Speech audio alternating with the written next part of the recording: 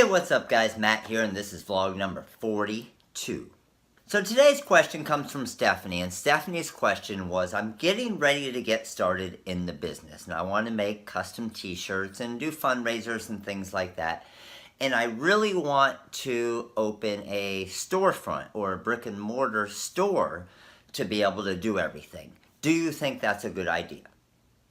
Great question. A lot of you have probably thought of different things like that. And honestly, off the start, I did as well. Because just thinking about it off the start, to me at least, it felt like I would be more of an actual business if I had a storefront, okay?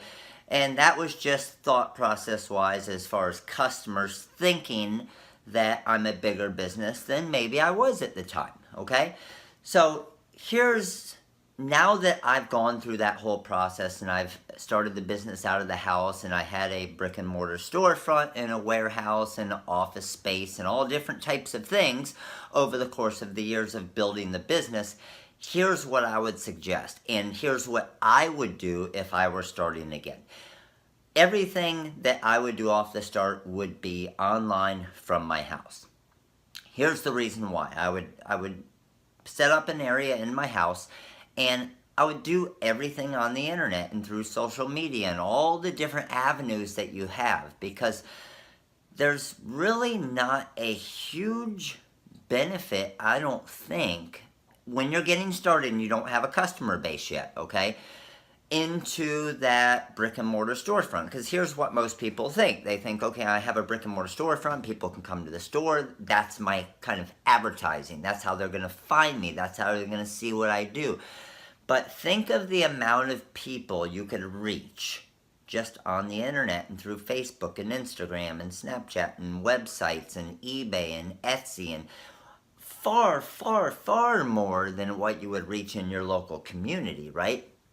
And also think about it, if you're getting a brick and mortar store that has great walking traffic, then that rent's going to be pretty high, right? It's going to be a lot more expensive than a warehouse where there's no walking traffic and customer base. So even the little 1,000 to 1,100 square foot storefront that we had, the rent on that place was absolutely ridiculous. It was close to $3,000 a month, okay?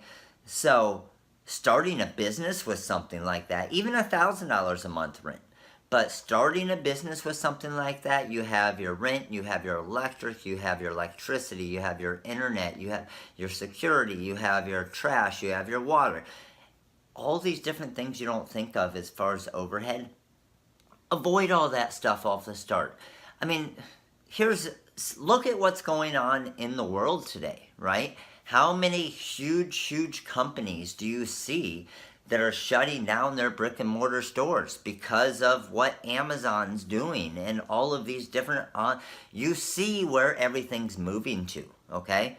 So everything's moving to the online stores. Why start with a brick and mortar store? And the reason why everybody's moving to those online stores is that people who are buying things don't want to leave the house if they don't have to, right? Why not? How many of you ordered something probably online today and it's going to be free shipping through Amazon Prime or whatever it is, and it's going to get to you in 2 days, and it's easy to return it? So that's the thing. That's what's going on now. So get up to the times with that and realize that you can run a very, very, very successful business at a fraction of the overhead cost from your house. And then, who knows, maybe down the road, you get a little office space, right? Or a little warehouse as your business grows, and it's not really a location where you're going to get walk-in customers, but you can get everything done. And then if you have local customers that want to come pick stuff up, I understand that part of it. That I had a little bit of a difficulty with that part of it as well when I would sell to local customers. And I was a little skeptical about random customers coming to the house to pick up stuff. So we would always ship things because I didn't want to be away from the house and someone that I don't know coming to the front door with my wife and kids at home. So I completely understand that as well. So you can either offer free shipping or meet them at a location. So there's all different types of things and ways around that. But don't pay an extra $2,000-3,000 a month just because you want your local customers a place to come pick something up. Believe me, this vinyl cutter and this heat press works just as good at my house as it does at a storefront. Okay? And think about a storefront. And here's my biggest thing against the brick and mortar storefronts. I'm not saying that they're a bad thing. I'm not saying you should never do that, because there are very, very successful brick and mortar storefronts doing what we do. You have to have a plan going into it and a strategy and kind of a game plan as far as exactly how you're going to do it to make sure it's going to make you money. But think of it this way. Those customers that walk in and they're going to talk to your employee or yourself, and they're going to talk to you about everything that you do in your storefront, and you can do all these things, and they're going to chit-chat and talk. Well, if you have an employee there, you're paying that employee to talk, and then, who knows, maybe a half hour later, they say they want to order a shirt, they want to see all the rhinestone colors you have, all the heat transfer vinyl cutters. What type of shirts? That's another half hour of talk. And then you go to designing the shirt and making the shirt, and that's time again with the employee. Who knows, that employee that might be getting paid $10 an hour could be 2.5 hours into this job, or an hour and a half into this job before they even started making the shirt. And then you sell the shirt for $30, $35. Well, you're already $20 to $25 deep just in employee cost, right?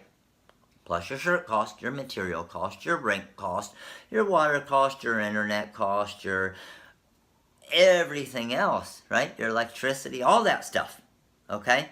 So, and then again, you do it from the home. You have a nice home office set up. You can write that off and set it up as a home office for tax purposes. There's a lot of benefits from working at home. So please, nobody out there, because that's the way I felt, and I don't want anybody else to feel that way.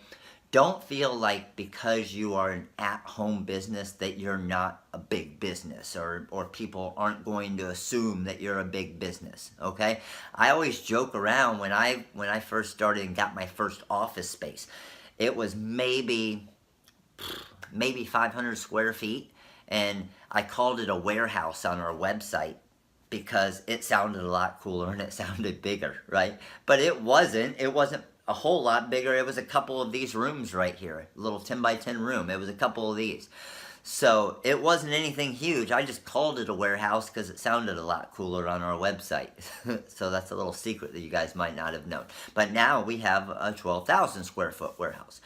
But please build your business with as little cost as you can. And depending on what your business structure is, a lot of you, a storefront might not make sense. So don't assume just because you have a storefront that people are going to think that you have a bigger or a better business. Who cares what they think? You can run a very successful business out of your house in a 10 by 10 room like this, just like we did for years. So hope this vlog helped you guys out. Hope it kind of gives you an idea that you can do as much or more from your house, not needing that extra cost in that storefront. So thanks for watching the vlog, guys. Thanks for the amazing questions. Make sure to comment below right there. Comment below. Give me your questions so I can share my experience with you. And who knows, I might have saved one or a few of you a ton of money right here by staying in the house and building that business up. So thanks for watching again. Of course, make sure to subscribe to the YouTube channel right there. Check out all the vlogs up there. The website, therhinestoneworld.com, right there. And some other cool videos right there. I got to wake up early to head to Secaucus for the MBM show tomorrow. I have 3 seminars at the class. Looking forward to seeing a lot of you there. Thanks, guys. I will see you tomorrow.